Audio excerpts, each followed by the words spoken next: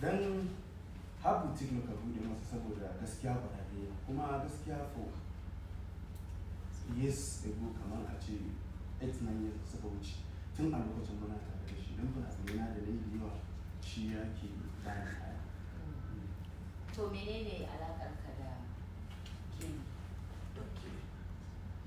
Menene alakar ka da Kebi don shi ne yake kula da ni bangaren star. Ok, shi ne yaron nan. To jama'a kada kuma tsako ina za mu je mu dawo inda za mu bashi sunayen mutane biyu. Me yasa? Tambewa. Kin kare?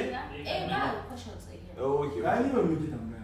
To shi ne da mu je pick up in kika fara sai ta fara cewa to jama'a sai kuma ka ce ai ba da mu tambaya.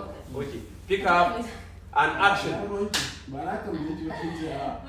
Mu je. Okay.